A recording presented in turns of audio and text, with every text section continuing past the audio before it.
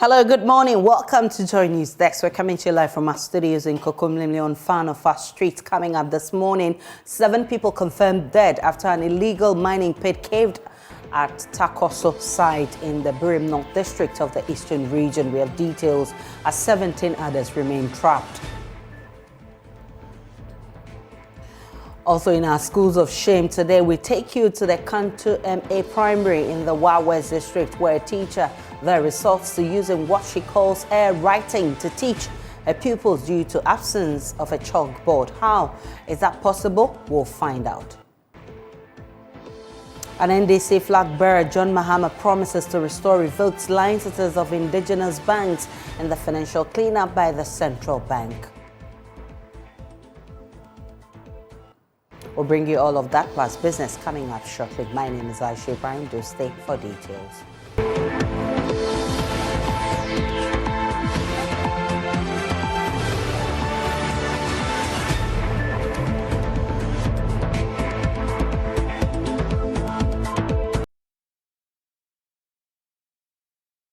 7 people have been confirmed dead after an illegal mining pit in which they were working caved in at Qualite Takoso site in the Ibrahim North District of the Eastern region.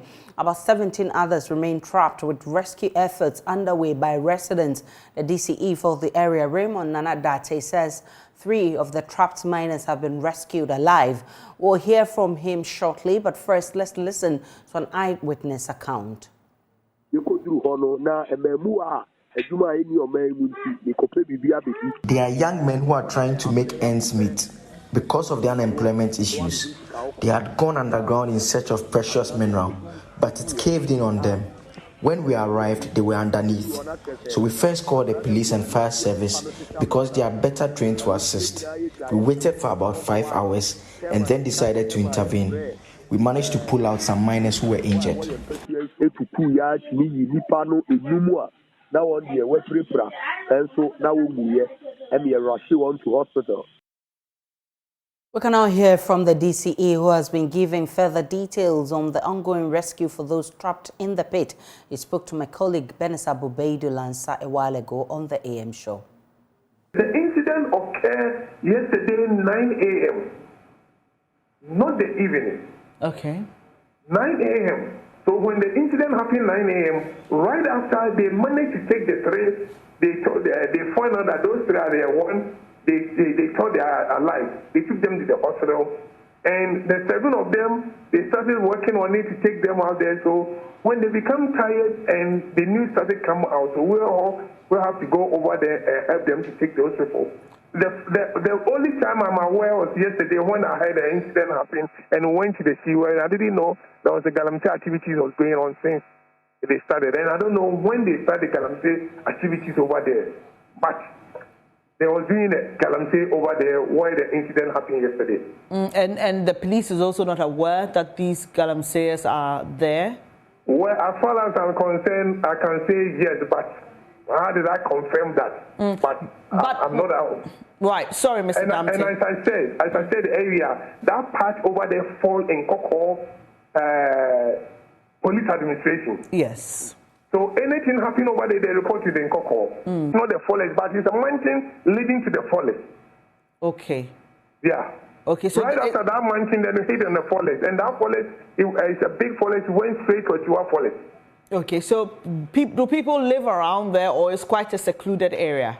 No, it's a secluded area. People, even when where the car can go over there and we park, we walk about an hour and a half or almost 2 hours before we got over there. People don't live there.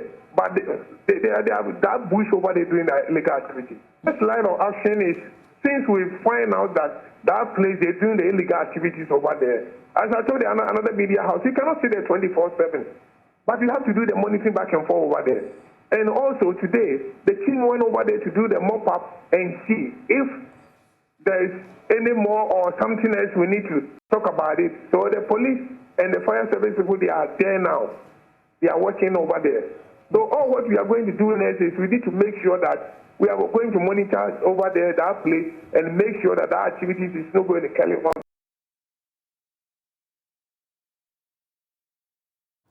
Let's still stay on the story because we've been joined via Zoom by Daryl Bonso. He's Deputy National Director of Arocha Ghana. It's a conservationist NGO. I'm grateful for your time. Daryl, first, what's your reaction to what has happened? Hello, Daryl. Kindly unmute for me. Hello, can you hear me? Great, loud and clear.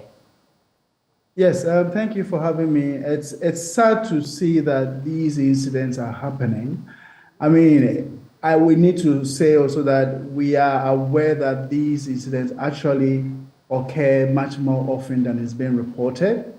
And also maybe because the number of people who have died is quite significant, that is why this is coming to our knowledge. But we know for certainty that these things are happening on a day-to-day basis in most of the mining areas. And it is not even all of them that we get to know about. Some of them are hidden, are kept under wraps. Nobody gets to know about it. Our analysis we've done from 2010 to now, just gathering, putting reports and collating incidents reported by NADMO and other government agencies together gives us not less than 1,000 people dying in the pits, and some from those dying with the pits caving on them and those from falling into pits that are left uncovered and all of that. So it's a very big issue, and it's unfortunate to see that our lives doesn't matter for our government, because we have a social contract with our government to protect the citizens against some of these incidents, and the fact that they keep happening on a day-to-day in an activity that has been largely agreed that it's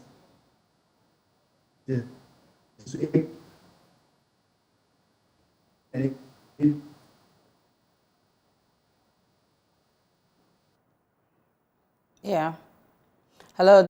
So, okay, so the Deputy National Director of Arocha Ghana, he's been reacting to what has happened. We are learning that 7 have died and 3 rescued after a Galamsey pit caved in. Daryl, hello, Daryl. If you can hear me, you were making that important point. Do we have you back? There seems to be a problem with connection. We'll certainly try and get him back, because this, you agree, is a very important conversation we must have. But as we wait for him to come back, let's talk about education. To teach her pupils, her frustrated teacher who had no chalkboard to write after strong winds carried away the one she bought for her class, decided to be innovative. Matilda Dosola started what she calls air writing. She gestures in the air and her pupils also write down what they see. But how effective is this? In today's episode of Ghana's Schools of Shame, Jojo Kopina takes you to Cantu DA Primary School in the Wawes district, where teachers say the lack of basic learning tools frustrates them. Strong winds and heavy rains pulled down a madhouse structure that served as a classroom in Cantu, a community in Wawes district of the Upper West region. The chalkboards were also destroyed. About 3 classes were forced to relocate under a tree. So the teacher in Primary 2, Matilda Dosela, tried to get another chalkboard, but that one was also carried away by another strong wind. Frustrated, she organized a PTA meeting, but the parents are yet to raise enough funds to buy plywood for the chalkboards. There was a time we called for PTA, so they raised some small amount, but looking at it, it will not reach all the classrooms, and it's not each person that removed the money, it's the whole community. So we are still appealing to add more so that we can get some plywood, and so that we'll be managing for the meantime. Matilda has started something called air writing. This simply means gesturing in the air for pupils to write. To write the letter A, slant the number 1 to the left and extend another number to the right. Now, join the 2 lines horizontally. So this is our A. A B, enter. Enter. Writing in the air for pupils to write is not only stressful, but also ineffective. With this our condition is very difficult, because assuming I was having all the facilities, I wouldn't have been struggling as I'm struggling. I would have just showed it. There would have been some objects. I'll even show that this is that. And Don't they have my first copy book or the phonetic writing? Nothing. They don't have. They don't have what? They don't have my first copy. There was a time we requested for, like, the parents to come and they said they don't have money. Kweku was unable to write the letter F, but Matilda did not give up on him. Kweku, karamanu entofon ekowa. E wonto. Ale ngwara ka vaga abinyanle aka lumbo. F sangbara. Fa ma fa to aka sanso. Nto na fa to sanso.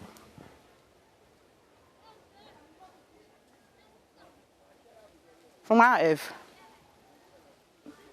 Numeracy lessons are quite easy. The children learn addition by counting stones. Loud. Can you eat it? Good. Children without books also write in the sand. Number 2. Number 3. Number 4. It is the reason why the numbers here are also not encouraging. The pupils rather prefer farming to school because of the school environment. One of the children, Asonta, confesses that coming to school is no longer fun because they do not have a school building and enough teachers.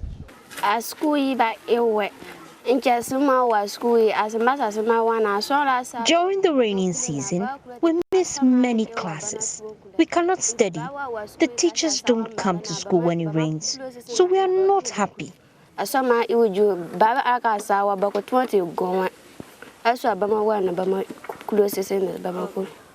headmistress of Cantu DA Primary School says they have been trying to get their pupils motivated, but they are currently at their wits' end. The environment is not welcome. No blackboards. We are sitting under the trees and there are no blackboards for the teachers to use and teach. The only classroom block in good condition also had its roof ripped off. Members of the community say they had renovated the roof twice already and now want government to renovate it this time around. We roofed the building ourselves. We bought the wood and the roofing sheets. We cannot afford the expensive roofing sheets, so we bought cheaper ones. Unfortunately, it is always ripped off by the strong wind. We beg the government to come and fix this problem.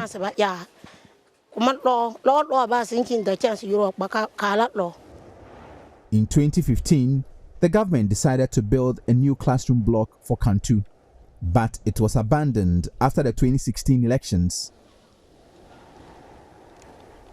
Although the building has been roofed, the blockwork high up the building has almost detached from the rest of the structure, and it is also badly slanted.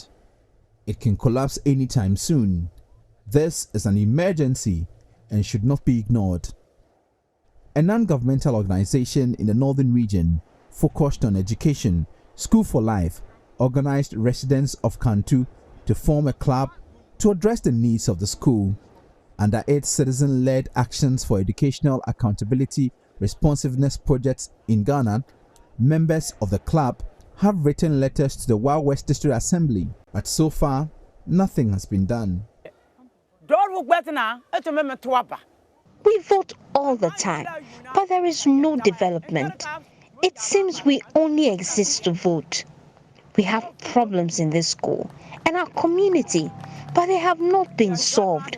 Next time, we will not vote. We want our children to go to school because we believe our educated children will solve the challenges in this community.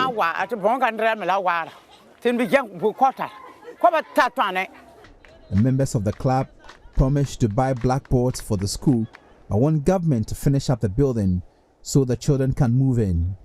So a blackboard, I said, don't make one teaching support. We had planned to move our children into the uncompleted building so they can study there. The plan was to buy chalkboards into the classroom, but the contractor says we cannot move in. We have to contribute to buy chalkboards for our children. We cannot wait for the government. But they must come and finish up this building.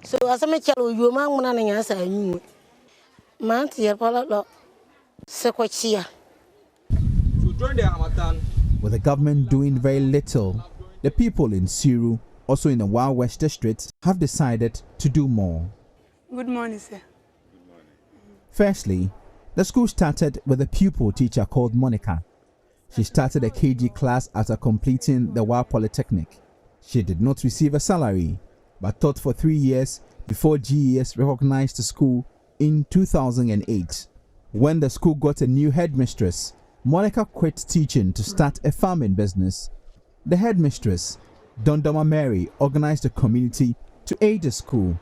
The community members constructed sheds to house the children. Some students from the University of Development Studies also came to the community to do voluntary work. They organized the community and cut down some trees and designed benches and tables for the pupils. They were out to help deprived areas with schools with difficulties. So when they approached us, our major challenge was furniture. First, I had to carry packing case from Wa to this place with the help of a motoking, with the help of my PTA chairman and the community. And that was what the students were using. Packing case, like car packing cases and those ones. So when they came and saw the children in that mood, they were touched. Then they met the community, and together with the community, they fell down some dawa tree. Then with that one, they used and they created these benches for us. Siru DA Primary School does not benefit from the school feeding program, so the community donated groceries from their farms to feed their children. The ladies in the town take turns cooking for the children daily. When I came and I sat our first meeting, they made me know that because the children were young and they could easily get hungry, they decided as a community to contribute foodstuffs. That is, after harvest, they could contribute maize. At least each household could contribute 10 bowls of maize. so how do they pay the people who cook? They don't pay them. It's a voluntary work. But anytime it rains, schooling here virtually comes to an abrupt end. Community members say they have done their best but want governments to build a permanent school structure for them. Tumwa pilu ni government bason tesomboja temi hentro elati yala teacher hen bankuti banamba yala jakuti kana tumwa eblate tenant so egbama aku admu TDC ambia obunga office so chere dem bo yala ja ayibe en loboring. Unfortunately, the Wild West District Assembly is cash-strapped. They themselves have seen that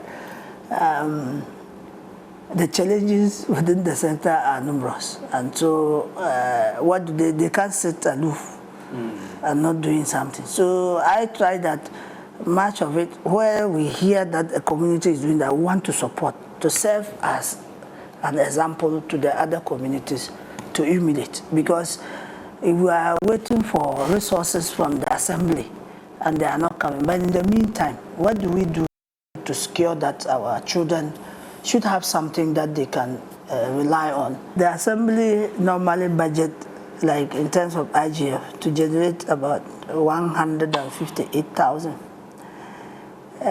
We never got all the 158,000 within a year. It's challenging. This means for any drastic positive change to happen in a district, the central government would have to invest heavily in education infrastructure. There's a clear link between infrastructure and quality education. The Ghana Education Service knows it all too well. Feel very, very bad. Even at times, very difficult for you to visit some of the schools. Well, we have seen the situation. If there had been maybe an individual issue, that one we can do. But the case is not like that. The BE performance is lower, very, very low. What's the performance in terms of performance? Until government invest heavily in education, the outcome will always be poor in the Wild West District. Jojo Kopner, JoyNews. We can now go back to our earlier story on Galamsey disaster and speak to Daryl Bonso, who is Deputy National Director of Arocha, Ghana. Daryl, earlier you were making that point about how unfortunate it is to lose people who are actually involved in illegal mining, something we've been trying to prevent. Yes, thank you very much, Aisha. And as I was saying, this issue and incident is actually happening on a day-to-day basis, and not all of them are being reported. And I guess this one is also because of the numbers involved and all of that. It got to the attention of the media. But as far as we know, we have records of these incidents happening in most mining sites across the country. We tried to look at some analysis data and try to collate all the reports and incidents of fatalities associated with mining sites across the country.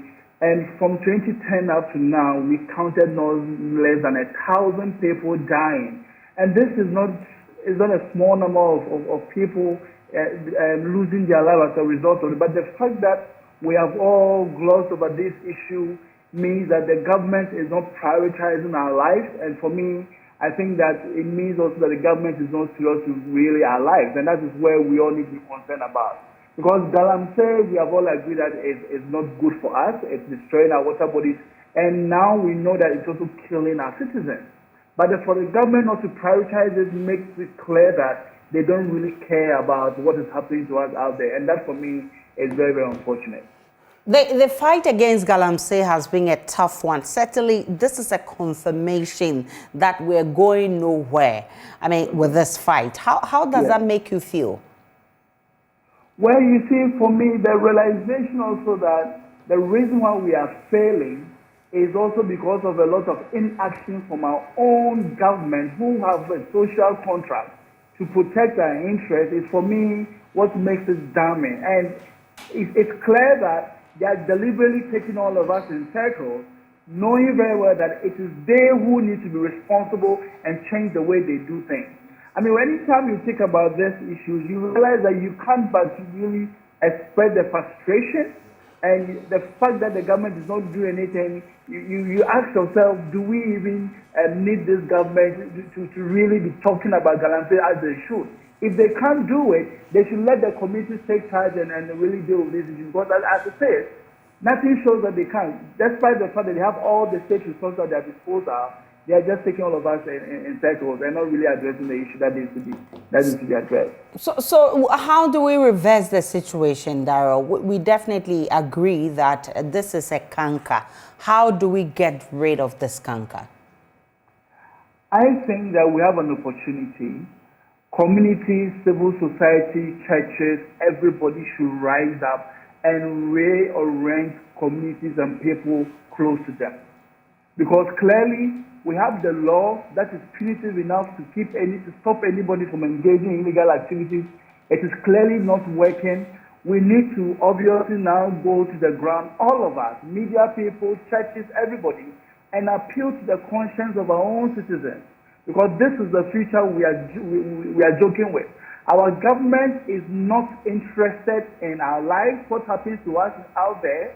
So we need to take charge ourselves and deal with it. And then maybe look at getting an alternative who will help us to really address this issue. Because presently, I think we have seen, also from the report from Professor Frimpong Boateng, that there are certain people within government themselves who don't want the campaign against Galamsey to succeed because of their own benefits. And this is where I think that it's clear that they themselves, there's a conflict of interest, they are compromised. And if we don't change these people, the same people who are supposed to be ensuring due diligence and compliance and supervising these illegalities and perpetuating all the fatalities and issues that is going on, then I think we really, it's better we didn't start at all. But if we really want to deal with it, then let's change whoever is now leading us in this cause, and then maybe then we can see results. Until then, citizens must take this into their own hands and do whatever we can. I mean, I think that is the best option we have now.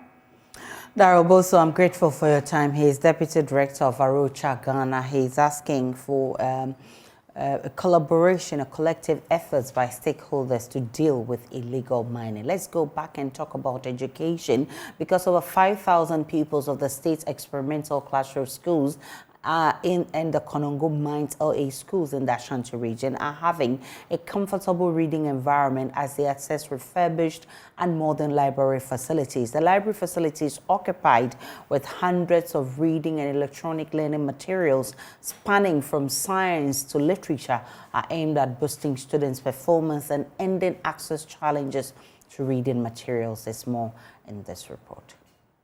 Joycelyn, a final year student of the State Experimental Basic School, has had to grapple with tiresome access to information for her studies at school.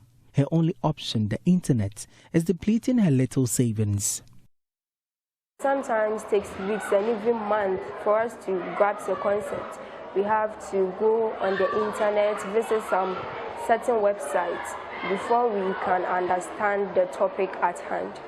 But right now that the library is here, all that we have to do, if we don't understand anything, we just visit the library, ask for permission, and take a book. For Ifya, also a student of the school, the absence of a library erodes her love for reading.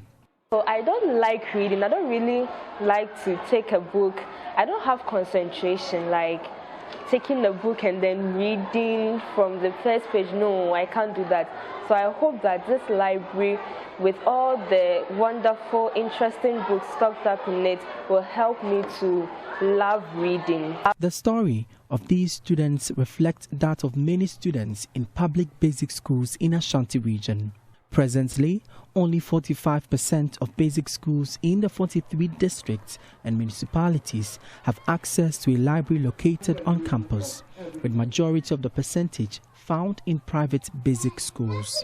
Ashanti Regional Director of the Ghana Library Authority, Ofosu Frimpong, is worried as he pushes for more libraries. At least looking at the number of libraries as compared to our district, at least it cannot match up. So on that score, it's a worry. But we are trying to do our best. Like I said, the mobile van is helping to bridge that gap, and we are doing our best. We also liaise with a lot of schools that we supply them with books, so that at least they can also feel the essence of library in their community, even though they are not static libraries. Deloitte Ghana, in collaboration with Spring Up Global Network, refurbished 2 libraries equipped with thousands of books for 2 public basic schools in Ashanti region, the State Experimental Cluster of Schools and Konongo Mines School. 8 libraries are expected to be refurbished in the public basic schools across the country, with 2 regions, including the Greater Accra and Ashanti regions, benefiting from the project. Akofa Ama Akuto is Executive Director of Spring Up Global Network. By 2030, we want to, together with Deloitte, impact over 35,000 children. And so each school that we are looking at, the minimum population should be about 2,000. This school has about a little over 2,000 children. State Experimental also had over 2,000 children. So in all, the 2 schools should impact about 5,000 children. Head teachers of the schools, Solomon Kankam and Joanna Nochua, could not hide their joy as they believe the electronic library would boost academic performance and digitalize the educational sector.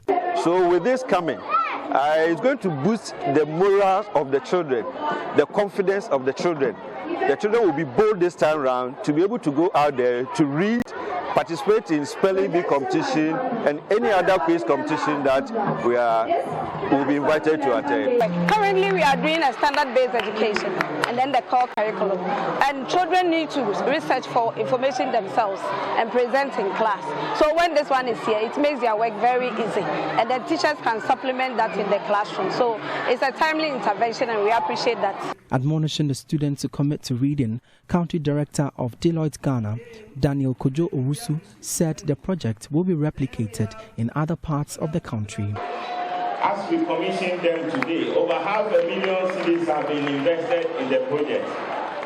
We have already commissioned 2 libraries. So the next step is to move to Eastern region, Central, Volta, and the OT regions. For JoyNews, Emmanuel Bright Kweku reporting. Women are known to be the main actors in Ghana's micro, small and medium enterprises, a sector that has been described as the anchor on which Ghana's economy hangs. But over the years, these women have not been recognized enough, as little or no attention is paid to them. In our labor series today, I visited the Makola market to spend time with some of the traders who have been sharing their daily tussle just to cater for their families.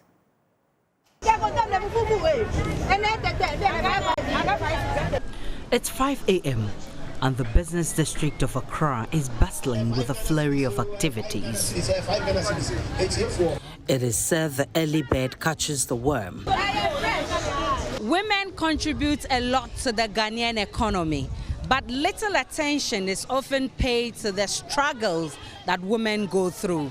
Today, we put a spotlight on a typical Makola market woman and the struggle they go through daily to put food on the table for their families. These women are here early to make enough sales before the sun is up. Meet Adole, a trader at Makola.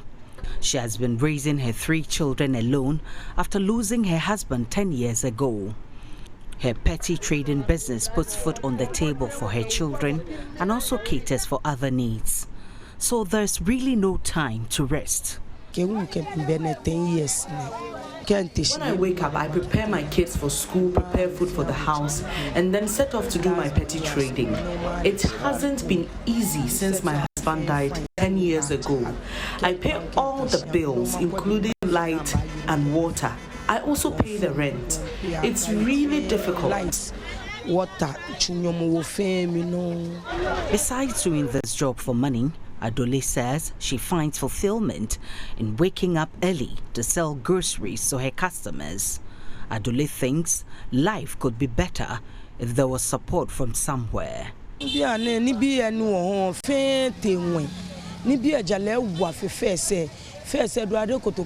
5 million. A share 7 million. She be on the last kotoku agbonium, probably an 8 million. Bibi nium no 1.6 million. Sebe kotoku 10 million.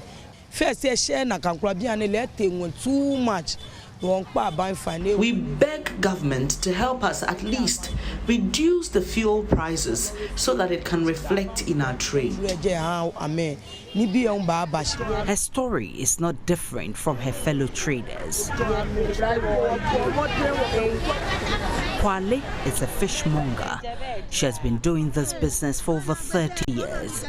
Since her mother introduced her to the business, she says it has been of immense support to her family. But sometimes business is bad and she goes home without making any sales. Consider things are very expensive, so the profit has reduced. Small and medium-scale enterprises contribute about 70% of Ghana's gross domestic product. Women in the service subsector in wholesale and retail trade contribute 55% of this figure. Among their myriad of problems include access to credit due to lack of collateral, inadequate savings needed for equity payment required for loans, and the cumbersome bureaucratic procedures for accessing formal credit facilities.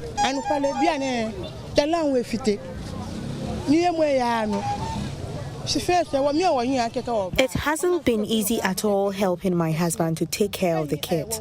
Sometimes you need to take loans, and if you don't work hard to settle the loans, you end up being arrested by the police. But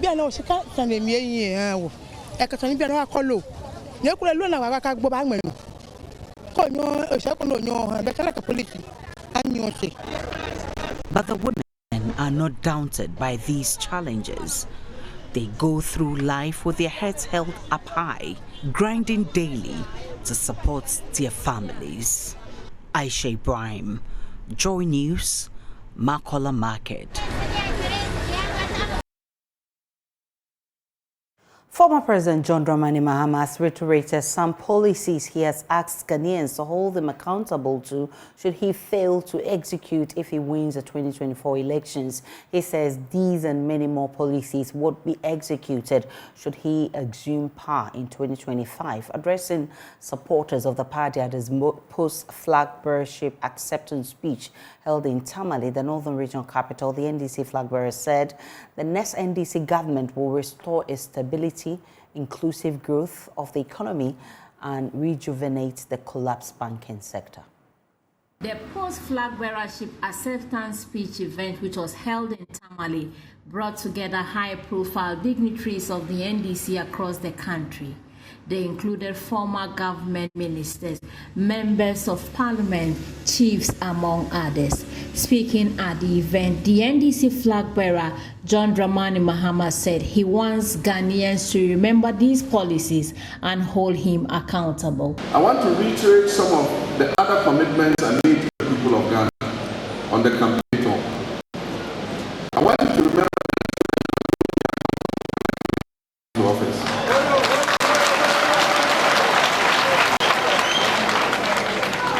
I will keep these promises when I assume office on January 7, 2025, God willing. We will restore stability and inclusive growth in the economy, and we shall rejuvenate the almost collapsed banks and the financial sector. And this will involve sweeping reforms at the Bank of Ghana because the central bank itself has been a part of creating this problem. I'll create a foundation that will ensure that Ghana will never suffer such a deadly debt management program that threatens to send our elderly people holding government bonds to an early grave and wipe out the investments of the Ghanaian middle class. I'll prioritize local participation in the banking, financial, telecoms, mining, oil and gas, agriculture, manufacturing and construction sectors to generate more jobs for our youth. The Ghanaian young men and women we interact with on a daily basis and their colleagues in other African countries are simply tired of the jobless GDP figures. We will actively attract viable and serious private sector investors to partner government to invest in the productive sectors of this country for more jobs to be created. I will advocate strongly the return of investors who have left because of the poor management of this economy by NPP. This will involve an emphasis on agriculture and agribusiness and will have a strong focus on making Ghanaians own their own micro-enterprises. I'll complete abandoned and ongoing projects instead of rushing to start new ones.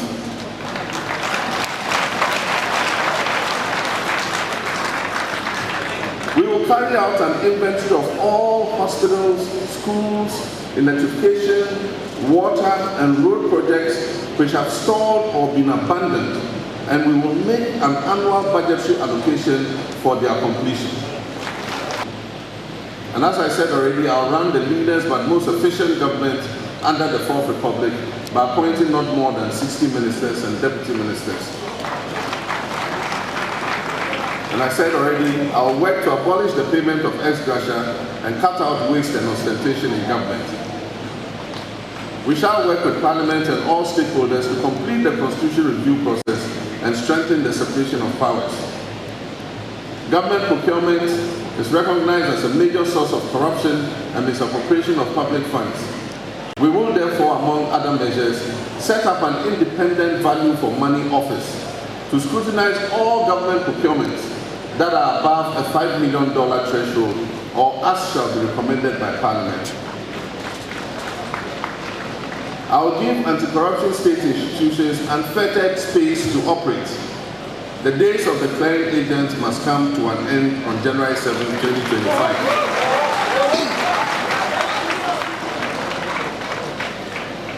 I'll also set up a commission of inquiry to investigate the matter of looted and stolen state lands.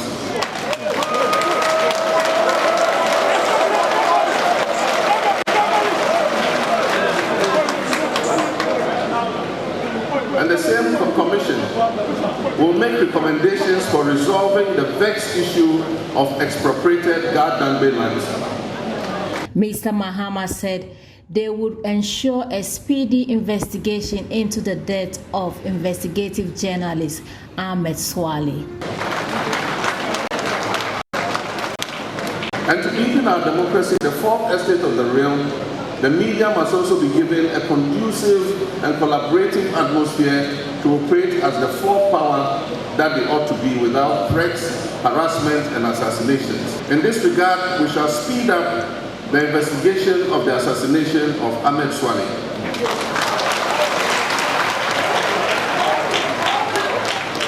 And the perpetrators shall surely be brought to book.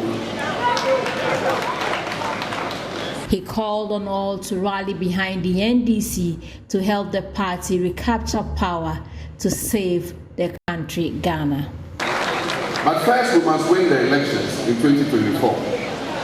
And that will require from all of us hard work and winning the trust of the people of Ghana. The NDC and Ghana's interests must therefore continue to guide and bind us all together as one people from one great family. From today, right here in the hall of the University of Development Studies, I declare that the internal competition for the flag bearership position is over.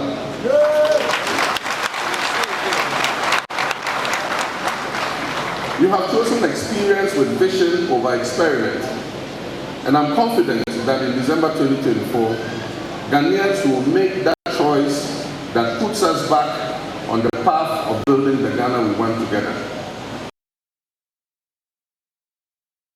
And still on the NDC, the parliamentary candidate-elect for Karachi East constituency, Nelson Kofi Jabab, says the NPP should take its eyes off the Karachi East seat. The NPP won the seat in 2016 but lost it to the NDC in 2020. Nelson Jabab is optimistic the NDC will annex all 9 seats in the region in the 2024 elections if a constituency is even created for Guan district. Nelson Jabab was interacting with Peter Seno after he polled 441 votes to beat incumbent Wisdom Gidiso, who polled 257 votes, a difference of 184 votes. There's more in this report. Nelson Kofi Jabab is the new parliamentary candidate-elect for Karachi East constituency. He polled 441 votes to beat incumbent Wisdom Gidisu, who polled 257 votes. According to him, his services to the party over the years have endeared him to delegates. And what did the magic for me is, as I said, I will not forget the God factor. I am a Christian, and I know that in everything God is supreme. And so my prayers, my supplications to God all along to these elections, I know God actually answered me. My consistent in touch with the grassroots, the party grassroots, the constituency executives, the party structures, my good works. For the past few years that I came from Kwanta to join the party here in Karachi East. I used to play my political activities in Kwanta. But in 2018, I had to relocate to Karachi East because obviously here is where I was born, where is where I started my education. So it makes sense for me to relocate and join here. So when I came and I joined the party, in fact, my good works with the party made the delegates realize that I'm the best person to lead the party going into 2024 elections. Even before the grounds get heated up for campaign activities for election 2024, he's sending a strong signal to the NPP to take its eyes off the seat.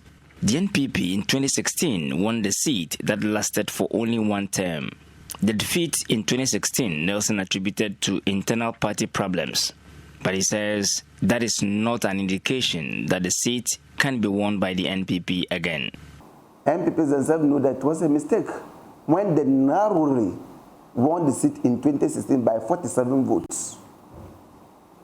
But then the current MP was on the party's ticket, Honorable Wisdom Gidiso. And we represented Honorable Wisdom Gidiso in 2020 elections. He beat them again and snatched back the seat for our party. This time around, I'm going to continue from where Honorable Wisdom Gidisu left them. And I am saying that the vote margin will increase in multiple fold. So I'm saying that they have somewhere to think that they can break the 8, not in Karachi East. He says the NDC will sweep all 9 seats in the region when a constituency is created for Guan district. Guan constituency is very close, and we think that will make it 9 constituencies in the OT region. In 2020 elections, we gave them 8/8, and in 2024 elections, it's going to be 9/9. Peter Sanu for JoyNews. We're still live on JoyNews Desk. We'll take a break. When we return, we're bringing you business.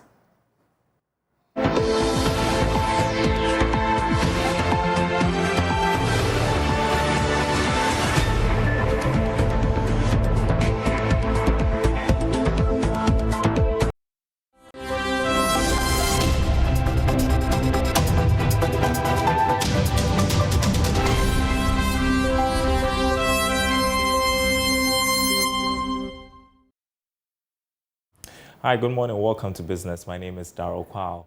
The National Insurance Commission has reiterated the need to improve the sector's contribution to GDP, currently hovering around 2%. Speaking at the 16th graduation ceremony of the Ghana Insurance College, Acting Commissioner Michael Ando admonished new graduates to use the knowledge they acquired to create innovative insurance solutions.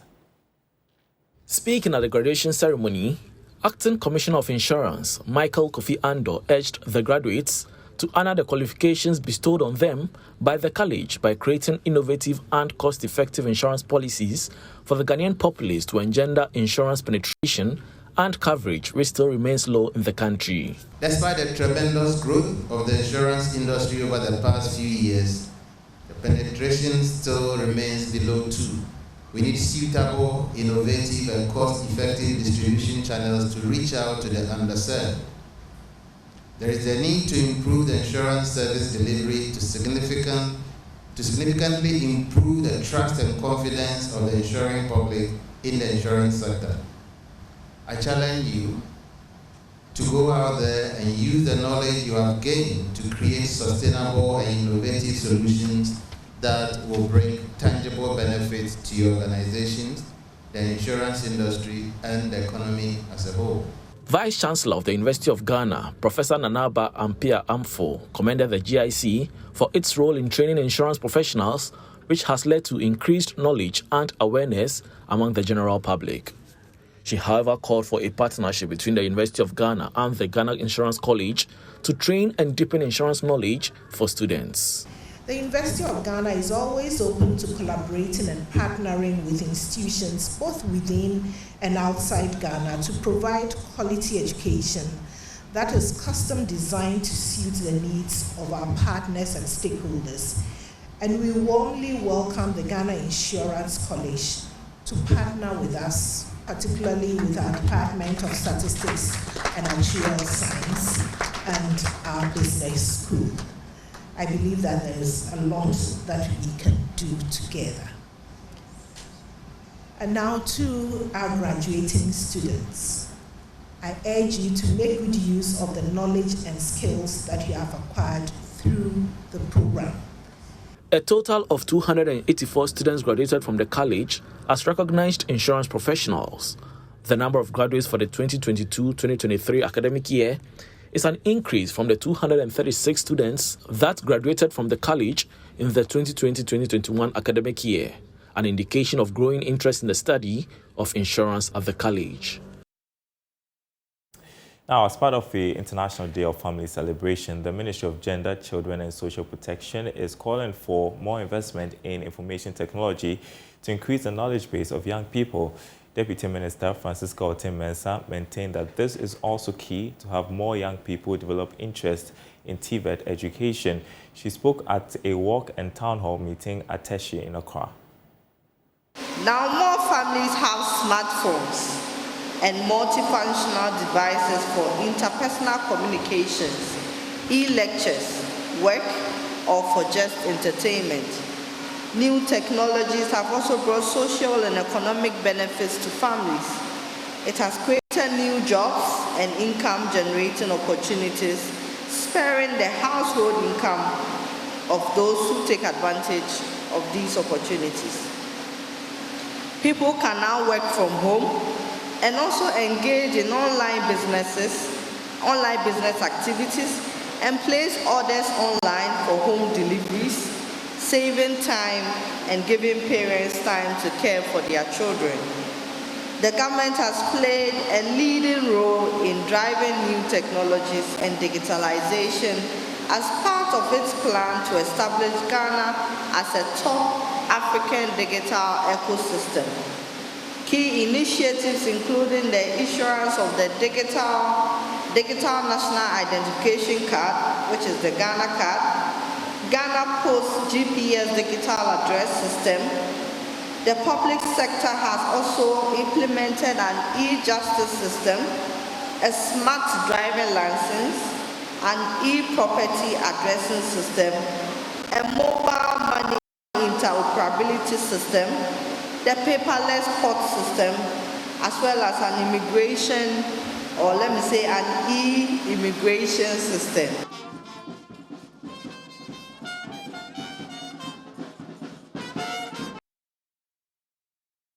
And that's it for this segment. The news continues after the break.